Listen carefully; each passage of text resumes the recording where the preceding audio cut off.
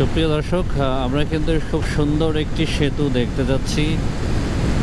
খুব সুন্দর সেতুটি করার পিছনে কিন্তু অজস্র অবদান দিয়েছেন বাংলাদেশ ক্রিকেট টিমের সাবেক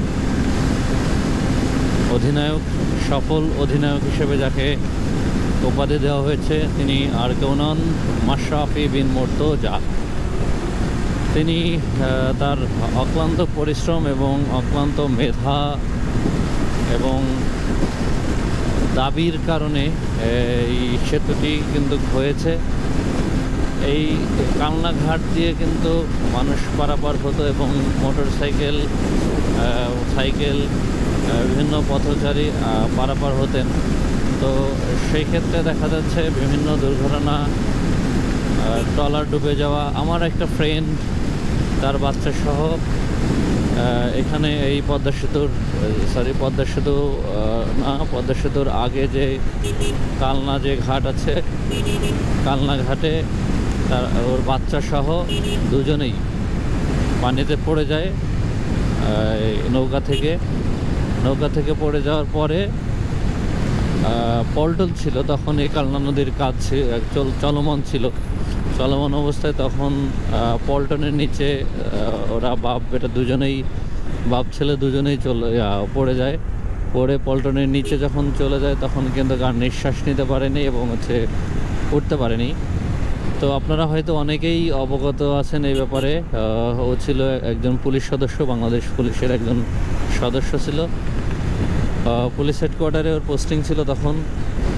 যেদিন ওর ছুটি শেষ, ওই দিনই দুর্ভাগ্যবশত এই ঘটনাটি ঘটেছে।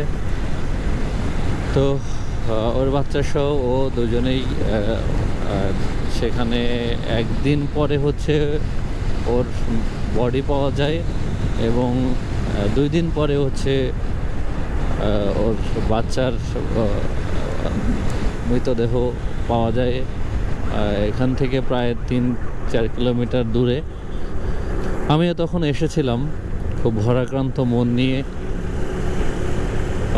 ডুবুরিরা খুঁজতেছিলেন, ফায়ার সার্ভিসের লোকজন বা স্থানীয় লোকজন, টোটাল মানুষজন আর কি তখন তো হতাশ, আসলে আশাই ছেড়ে দিয়েছিলাম আমরা যে বেঁচে আর নাই, হয়তো যদি মারা যায় তো সেই ক্ষেত্রে দেখা যাচ্ছে অন্তত তার বডিটা তো পাওয়া যাবে। তো লাস্ট যেদিন বডিটা উদ্ধার করা হলো বা ভেসে উঠছিল তখন দেখে গা শিউরে ওঠার মতো। ফুলে বডিটা 1.5 গুণ হয়ে গেছিলো। খুবই আসলে খারাপ লাগছিল। ওর মৃত্যুতে আমরা খুবই শোকাহত হয়ে গেছিলাম। তো মারা যাওয়ার 4 থেকে 5 দিন আগেই আমরা মাওয়ার ঘাটে ইলিশ খেতে গিয়েছিলাম। সাথে ও ছিল, শোয়েব ভাই ছিল, ওসমান ছিল, শাকিল ভাই ছিল, আরও একজন পুলিশ সদস্য ছিল।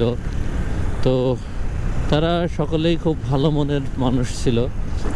তার মধ্যে শুধু আমি একমাত্র পাবলিক ছিলাম। তো যাই হোক, সব কিছু মিলায় সেদিন ট্যুরটা খুব ভালো ছিল। কিন্তু তারপরে যেভাবে হঠাৎ করে আমাদের মাঝে থেকে একজন হারিয়ে যাবে, আল্লাহ কে কখন কোথায় কিভাবে মৃত্যুবরণ করবে সেটা আল্লাহ তাআলাই নির্ধারণ করেন। তো তারপরে যখন এই ঘটনা শুনতে পাই, ঘটনাস্থলে আসি এবং তার জানাজাও এসেছিলাম। তো সবচেয়ে বড় ব্যাপার সম্পর্কটা ভালো থাকলে মানুষের প্রতি যে টান, ভালোবাসা, এগুলো থাকবে, এটাই স্বাভাবিক। তো মাশরাফি বিন মুর্তজার এলাকায় কিন্তু আমরা ঢুকে গেছি। তার এলাকা কিন্তু ভালোই উন্নত, তিনি চেষ্টা করেছেন উন্নত করার জন্য। তো যাই হোক, সবাই ভালো থাকবেন, সুস্থ থাকবেন। সম্পর্ক যেন অর্থ বা কোনো কারণে সম্পর্ক নষ্ট না হয় সেদিকে আমরা মনোযোগী হব। ধন্যবাদ সবাইকে।